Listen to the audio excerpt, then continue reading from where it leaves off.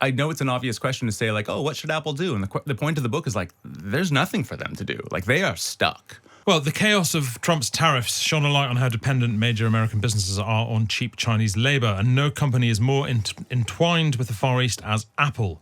Patrick McGee's new book, Apple in China, chronicles the subsurface relationship between Apple and China and reveals that behind this lucrative relationship lies manipulation, violence, and abuse. Patrick McGee, welcome to Times Radio. Thanks, Hugo. Good to have you here. In your book, then, you explore the symbiotic relationship between Apple and China. Exactly how intertwined are they, and how important is China to Apple's business model? So absolutely.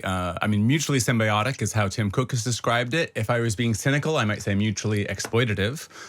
What I mean there is that Apple is able to get, cutting edge automation, great talent pool, and just all sorts of tailor-made policies that make it easy to build electronics at scale and to ship them at scale, of course, throughout the world. Exploitative in the other direction, because what China gets from the relationship, I think long-term, and China famously thinks long-term, is even greater, because there's just technology transferred engendered in Apple's business model. So you might have the greatest designs coming out of a studio from Johnny Ive, but to actually conjure those into reality, especially when you're building almost 250 million iPhones a year, someone's making them, and the Chinese, historically did not have the competence to make them. And so Apple literally would fly engineers out by the plane load to train, audit, supervise, install machinery in the billions of dollars into these factories. And so, of course, once you have those skill sets, what do you do with them? You supply your local market. And so China's gotten tremendous out of this relationship, let's just say.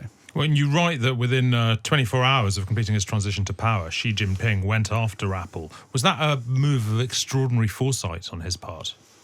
Foresight in what way? Well, in that he saw how important it would be for the Chinese economy. Oh, no, actually, I don't think so. No, in a sense, it was myopic. If he knew all that Apple was doing for China, he wouldn't have gone after them. Right, sure. But Apple is famously secretive. And so they had this huge impact on hundreds of factories, but nobody knew it. I don't even think Apple necessarily knew to the extent of what their impact on the country was. And so, if you just looked at public data, even if you're Xi Jinping, I don't think you have much more than public data in a sense to go on, like who's making what in terms of margins. You would see that Apple was crushing it. Right, over a 12-year period, their margins go from like 1% to 25%, and their revenues, I think, go up by 60,000%. Between 2003 and 2012. It's just a remarkable number that sounds like a typo, but it's right.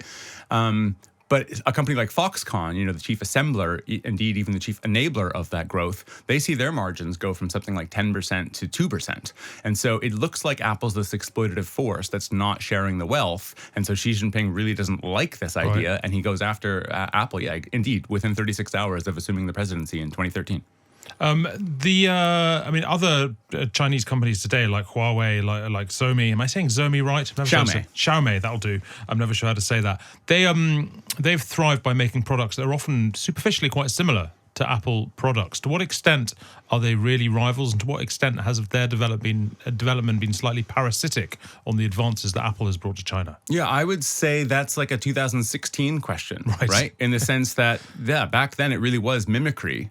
I think we're either witnessing in real time the Chinese going from, imitators to real innovators, or the baton has already been passed. The example I point to in the conclusion of the book is that, if you wanted to have the most sort of luxurious, sex appeal smartphone in the world right now, it's not made by Apple. It's called the Huawei Mate XT, and it's a trifold phone. So it's a little bit thicker than an iPhone, but it unfolds twice to become a 10.2-inch tablet, and once you've unfolded it, it's thinner than an iPad Pro, which Apple bills as the thinnest Apple product ever. So it's really a marvel of industrial design, and it's a marvel of engineering, and they're actually shipping it. So just to give one last point, it's about $2,600, maybe $2,800. So critics have derided it as, well, who's going to pay this much? And it's like, you're missing the point. It was only 10 or 11 years ago that the Chinese were only doing imitations of the iPhone, and now they're coming out with things that are more expensive, more luxurious. It's like the Porsche of phones rather than the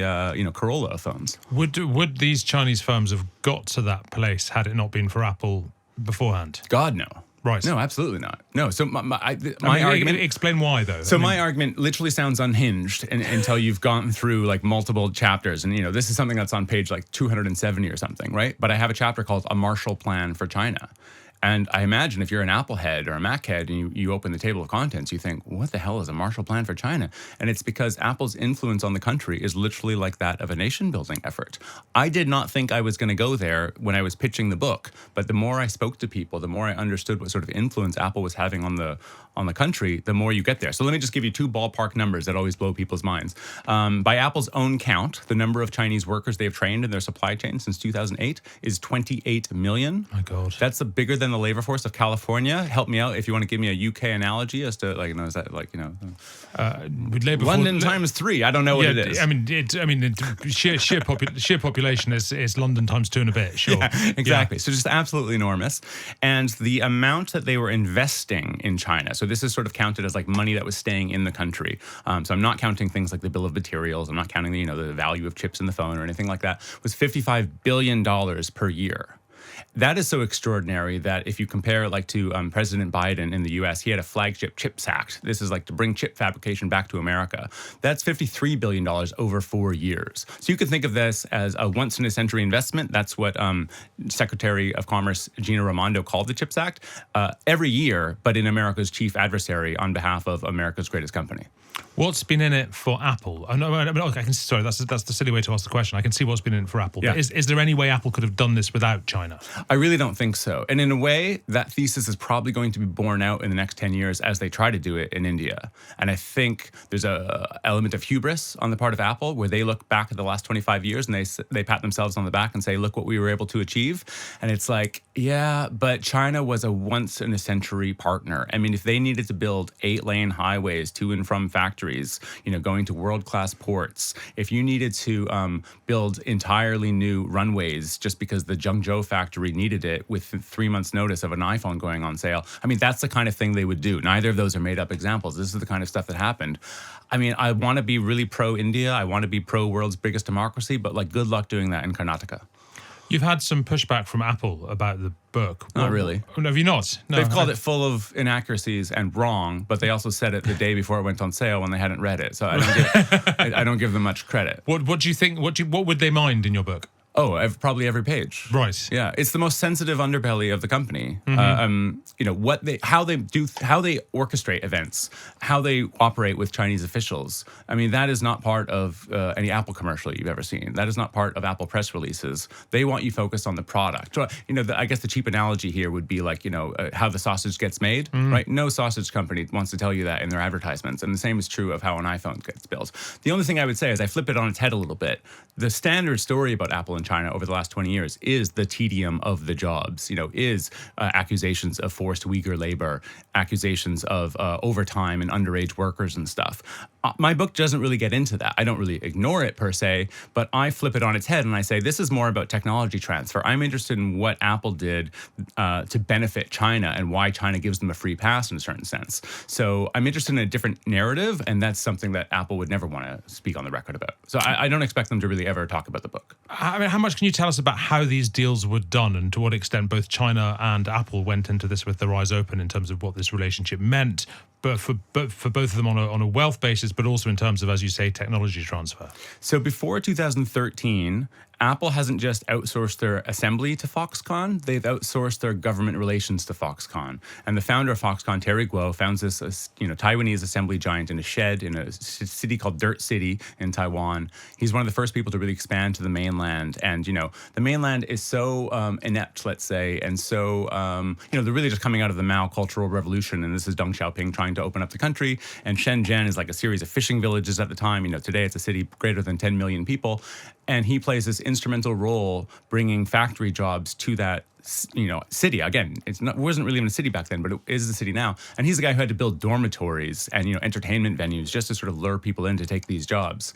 And so, until 2013, Foxconn is just ridiculously good at making deals with the government to get basically free land, free machinery, free tooling, all kinds of stuff that is subsidized and then helps out Apple. But from 2013 onwards, this is what I call the political awakening, where Apple realizes the extent to which they need to take control of that relationship because they're not getting credit for it. And so they hire and or appoint 8 people that call themselves the Gang of 8. They've never been written about. These are the first people, senior people, living in China. They're the eyes and ears of Cupertino. And it's them who figures out, okay, we've got to flip this narrative on its head. We are not an exploitative force, China. You have no idea how much we are helping your country. And companies like Oppo and Vivo and Xiaomi are all built on the basis of the innovation that we bring here. So my argument, this is of course not what Apple would say, is that Apple ends up being the biggest supporter of what Xi Jinping calls Made in China 2025, a dramatically anti-Western plan to sever China's dependence on the West for automation, robotics, and electronics. Aside from the way that the relationship has benefited China, to what extent has it directly harmed the West and directly harmed America? And I don't just mean by advantaging an adversary, a geopolitical adversary. I mean in terms of taking expertise out of the country, taking manufacturing out of the country. Yeah, so I give a little bit of nuance here, which is that I do not blame Apple at all for outsourcing in general or moving to Asia or moving to China in particular in the late 90s and the early 2000s. It was part of the American worldview that that's what you did. So like Alexander Hamilton has this idea way back in the 1780s that manufacturing is going to cement American independence. And after World War II, this idea is tweaked a little bit. Right? You've got the birth of Pax Americana, and the idea is manufacturing is going to cement interdependence, right? So something like, the Germans, the Brits played a role in this, right? Like building up Volkswagen. But same thing for Japan, for Taiwan, for South Korea. I mean, these countries really are the birth of globalization, and electronics plays a really catalyzing role there once you have the IBM PC, which is based on interchangeable parts and so forth. And this is part of the narrative. I'm obviously having to go through it pretty quickly. Apple is late to that game. And just like they're late to smartphones or late to MP3 players, but then they just do a better job than everybody else, writ large, that is the story for the supply chain. And so I don't blame them for hollowing out the industry in the 80s and 90s. You could blame the industry itself, you could blame globalization, but Apple is just not the person to blame or the entity to blame there. I do think they make a massive strategic error in 2013 when they worry about their products being blacklisted in China and they basically kowtow. They basically placate an increasingly authoritarian regime. I think all the things they're pretending to do in India now, that's what they should have been doing 12 years ago. What impact could Donald Trump's plans, both for tariffs and to relocate manufacturing to the United States, have on Apple? So Liberation Day was that April 3rd, I think. I mean, this is when Donald Trump slapped tariffs not just on China, but like the whole world. And I published an essay in the New York Times saying this is the biggest crisis Apple faces since the return of Steve Jobs in 1997.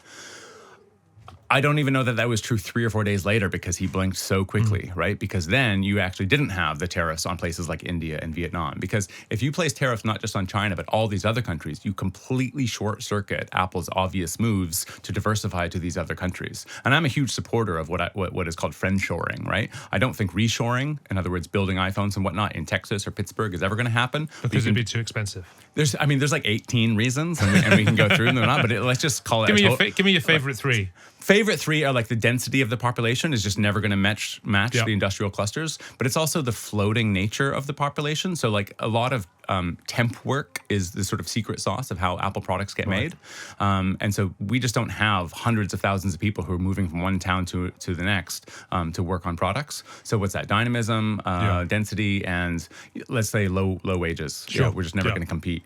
And there are probably 14 or 15 more in automation and some others. Hit me with another question because I got off track there. No, well, I mean, I was just going to say, does China? I mean, look, so Apple. The situation now, then, it would seem to be Apple needs, if not China, then a partner like China. Hence their attempts in India, whether that'll work or not. Yeah. Does China need Apple, or has China outgrown Apple? Can China thrive without Apple now? China definitely can thrive without Apple. I don't think there's any question there. But I don't think Apple's at immediate risk of Beijing, using it as a bargaining chip or going after them. In other words, what China really thrives on is luring in foreign capital and being a manufacturing base for all these companies. If for some reason they went after Apple, I mean, not only would they lose Apple investment and Apple training, but that would have a dramatic effect on other companies that are thinking of building in China. So that would sort of be terrible. There's loads of reasons why they wouldn't go after Apple, and there's not really any good reasons why they should go after Apple. Apple benefits them too well. I mean, if you had someone that was coming to your country with the best engineers and training your whole workforce, like, would you be upset? No, absolutely not. Donald Trump is a bigger threat, for sure. because Donald Trump doesn't want really any of the manufacturing to take place in China, and he doesn't seem to get that it's not going to take place in Pittsburgh. And so it's his demands, and this is someone who's called for a boycott of Apple products. Which is sort of a crazy thing to say. I mean, Xi Jinping's never said that. So again, it's not a crazy thing to think that Trump is a bigger threat than Xi Jinping to Apple's current operations. And so they're in such a tough spot because they can't move to the US. They can't really move to India. I know India sounds superficially a lot like China because the wages are low and there's 1.5 billion people there. That's kind of the extent of the similarities. The deeper you go, the more differences there are between these cultures, between these countries. So I know it's an obvious question to say, like, oh, what should Apple do? And the point of the book is, like, there's nothing for them to do. Like, they are stuck. And supply chains move really slowly and cost billions of dollars. Finally, then, look, 10 years from now, will Chinese manufacturing have the status it does today, and will Apple have the status it does today? Wow, that's a tough question, Hugo. I mean, that's another 4 books. Yeah, I know. I don't see China's superiority, in absolute terms, nor relative to the rest of the world, slowing down anytime soon. China's got a lot of problems. There's no question about that. But the world's best automation and so forth, robotics, is all taking place in China.